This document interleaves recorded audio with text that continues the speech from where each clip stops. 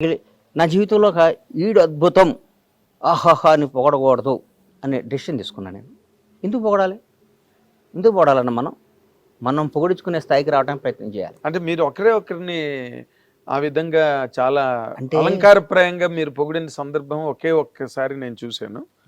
అది పవన్ కళ్యాణ్ గారు. పవన్ కళ్యాణ్ గారిని పొగడపోతే నాది బతుకు కదన్న. పొగడపోవటం అంటే ఆయన మీద నా కృతజ్ఞతను ఎల్లబొట్టకపోతే నేను బండ్లా నాగేశ్వరరావు బండ్లా సీతకు పుట్టానన్న జీవిత సత్యం ఎంత నిజమో, మా తల్లిదండ్రుల పేరు ఎంత నిజమో, పవన్ కళ్యాణ్ అనేవాడు కృతజ్ఞతగా ఉండటం అంత నిజం. అది అది జనం అనుకోవచ్చు, పవన్ కళ్యాణ్ పొగుడుతున్నాడు రా, అది నేను అవసరం లేదు. నా జీవితం నువ్వు ఎప్పుడైనా చెక్ చేసుకో అన్న. నేను ఎవరైనా సింహభాగాన్ని ఉన్నప్పుడు వాడితో గొడవపడుతుంటా. రాష్ట్రాన్ని శాసిస్తున్నారు, కనుసైగితో శాసిస్తున్న టీఆర్ఎస్ ప్రభుత్వం మీద ఎదిరినాడు నేను. అవును, భయం పొగడలేదు ఎప్పుడు. నెవర్ నా ప్రాణం పోవటానికే నేను సిద్ధపడతా. నేను పొగను. నేను కాంగ్రెస్ దాదాపు మీరు 2004-2003 బొత్సన్న 2004 అప్పుడు అంతకుముందు నేను 2000 నుంచి నేను వాళ్ళతో సన్నిహితంగా ఉన్నా. 2000 నుంచి నన్ను చూశారు మీరు. అవును, నేను ఏ రోజైనా పార్టీ మారానా? ఏం లేదు. 2009లో చిరంజీవి గారు పార్టీ పెట్టినప్పుడు కూడా చిరంజీవి గారు అంటే ఇష్టం, నేను పార్టీ మారానా? మారలేదు.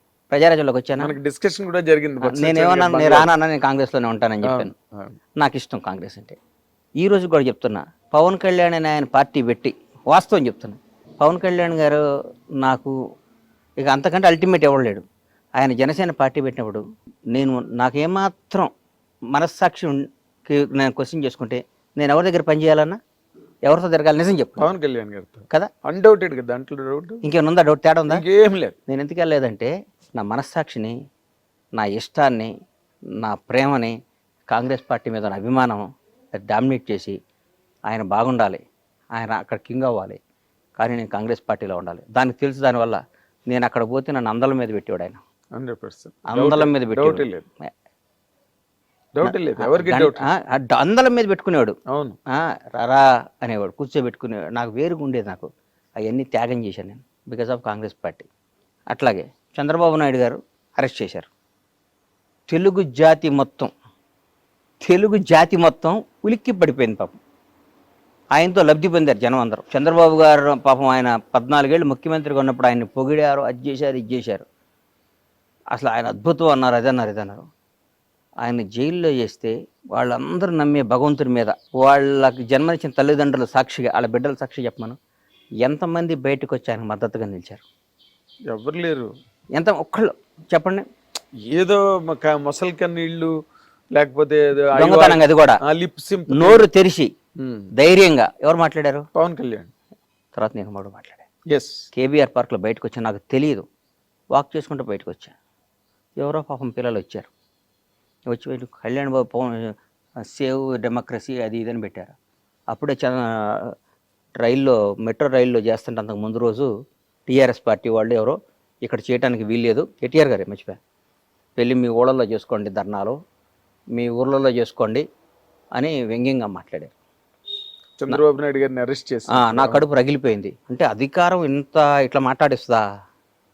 అధికారం, ప్రజాస్వామ్యం, పెద్ద పెద్ద రాజ్యాలే వెళ్ళిపోయినరా? ఏంది ఇది? జనం ఓటేస్తే గెలిచిన ఇళ్ళు, జనం గెలిపించిన ఇళ్ళు, మేమే రాజులో ఉన్న ఫీలింగ్ ఇస్తారని బయటకు వచ్చి మన ఊళ్ళలో వెళ్ళి చేయండి, ధర్నాలో పనిచేయండి. బాధ్యత నేను చెప్తున్నా, చంద్రబాబు నాయుడు అని ఆయన మళ్ళీ ముఖ్యమంత్రి అవుతాడు, దేశాన్ని శాసిస్తాడు, రాష్ట్రాన్ని వెళ్తాడని చెప్పా. కేబీఆర్ పార్క్ దగ్గర బయటకు వస్తాడు, చంద్రబాబు నాయుడు బయటకు వస్తాడు, ఈ రాష్ట్రాన్ని వెళ్తాడు, దేశాన్ని శాసిస్తాడని చెప్పాను అన్నోటితో. 2 అయ్యేసరి గుర్తుపెట్టుకొని జరుగుతున్నాయి. అది క్యారెక్టర్. తర్వాత నేను చంద్రబాబు గారిని కలవలా. నాకేం పని అన్న? సందర్భం వచ్చినా కూడా నేను కలవను. నాకేం పని? ఒకడు అధికారంలో ఉన్నప్పుడు వెళ్ళి ప్యాంపరింగ్ చేయకూడదన్నా. కష్టాలు ఉన్నప్పుడు తోడుగా నిలబడాలి. మొన్న ఒక మధ్య ఒక ఆయన షాద్నగర్లో మా థియేటర్ కాడ ఇక్కడ కూర్చున్నా, అన్న టీఆర్ఎస్ వాళ్ళని బాగా తిట్టన్నా అన్నాడు. నేను తిట్టను అన్నా. ఎందుకు తిట్టాలను? దానివల్ల నాకు బెనిఫిట్ ఏంటి? ఎందుకు తిట్టాలి? నా మనసుకు నచ్చాలి కదా. ఒకటి గుర్తుపెట్టుకోరా సీను, మనిషి కష్టాల్లో ఉన్నప్పుడు, డిప్లో ఉన్నప్పుడు వాడిని పొడవకూడదు. వీలైతే వాడు చెయ్యి, నచ్చిపోయాడు వాడు జోలికి వెళ్ళమాక. వాడు ఓడిపోయిన వాడిని, కష్టాల్లో ఉన్న వాళ్ళని నువ్వు ఎదవ్వి, నువ్వు దొంగవి, నువ్వు అది ఇది. వాడు పవర్ లేనప్పుడు పావులు తీసేసిన కూరలు తీసేసిన పావుని ఏ అంటే ఎట్లా? నల్లమ్మల అడవిలో ఒక కింకోపురం తీసుకొచ్చి దన్నాను. అమ్మో, నల్లమ్మల అడవిలో ఒక కింకోపురం తీసుకొచ్చి అప్పుడప్పుడే పట్టుకొని పావుని తీసుకొచ్చి అను వేస్తే నువ్వు నల్లగా అయిపోయి 2 నిమిషాలు చచ్చిపోతావు. అక్కడి నుంచి పాయిజన్ చింపి చచ్చిపోతాను. ఇప్పుడు అధికారంలో ఉన్నప్పుడు, పవర్ ఉన్నప్పుడు నీకు దమ్ముంటే ఎదురు తిరుగు. జగన్ గారు మీరు చేసిన తప్పు, చాలా తప్పు అని ఎదురు తిరిగా నేను. అవును, కేసీఆర్ గారు రేపు రేవంత్ రెడ్డి గారి నాయకత్వంలో మా ప్రభుత్వం వస్తుంది, మేము అధికారంలోకి వస్తాం, కాంగ్రెస్ పార్టీ వస్తుంది అని చెప్పా. వస్తే ఎదురు తిరిగి నేను ఇప్పుడు నిబద్ధత గల్లాడిని, నాకు నచ్చిందే చేస్తాను. నేను నిబద్ధత గల్లాడిని, నాకు నిబద్ధత ఉందన్న. అంతే, నాకు నిబద్ధత లేకుండా ఇవాళ నాగేంద్ర కుమార్ గారు పవర్లో ఉన్నాడు కాబట్టి నిన్నటి వరకు వాడు ఆ రోజు ఎదవండి. నేను చాలా చెప్పాను బాగుపడమని.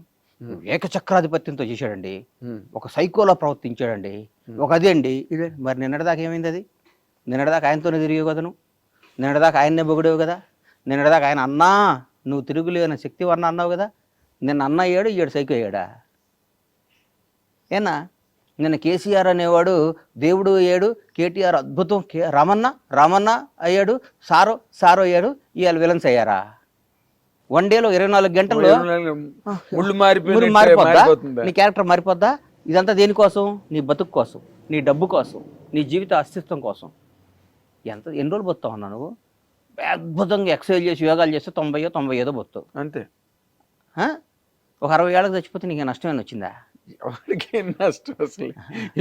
నందమూరి తారక రామారావు గారిని మర్చిపోయారు. ఇలా రామారావు గారి కంటే గ్రేట్ పర్సన్ ఉన్నాడు ఎన్టీఆర్ కంటే. ఎవరుంటారు? ఎన్టీఆర్ గారిని ఇప్పుడు వర్ధంతి రోజు, జయంతి రోజు దండేస్తున్నాం. రోజు మాట్లాడుకుంటున్నావా? ఏమి లేదు. ఇందిరాగాంధీ గారిని మాట్లాడుకుంటున్నావా? జవహర్లాల్, దేశానికి స్వాతంత్రం తీసుకొచ్చిన జవహర్లాల్ నెహ్రూ, మహాత్మా గాంధీ గారిని మాట్లాడుకుంటున్నావా? అంబేద్కర్ గారి గురించి రోజు మాట్లాడుకుంటున్నావా? ఏం లేదు. April 14 అంబేద్కర్ గారి జయంతి అంటున్నాం. నేను అవసరం వచ్చినప్పుడు అంబేద్కర్ గారి పేరు వాడుకుంటున్నాం, ఆయన గౌరవించుకుంటున్నాం. జీవితంలో మనం బతికినంత కాలం, మనం ఉన్నంత కాలం మనకు నచ్చినట్టు మనం బతకాలనేది పాలసీ నాది. ఇప్పుడు మీరు చెప్పే పాలసీ పర్ఫెక్ట్, అది ఒక హ్యుమానిటేరియన్ ఆస్పెక్ట్ అండ్ జీవిత సత్యాలు అంటారే, అక్షర సత్యాలు, ఆణిముత్యాలు మీరు ఇప్పటి వరకు టెంప్లెట్స్ అనమాట, ప్రతివాడు మా ఫాలో అవ్వాల్సినవి.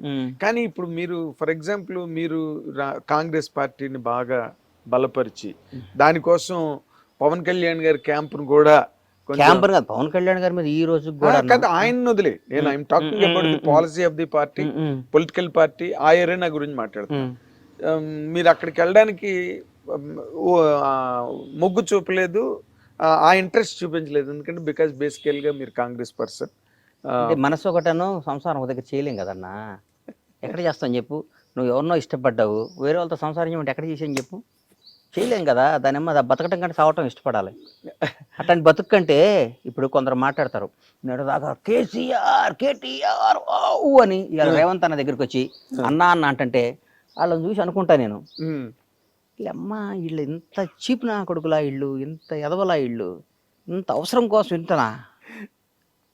ఇంతనా? రేపొద్దున ఏదో ఒక రోజు పవర్ పోయిద్ది.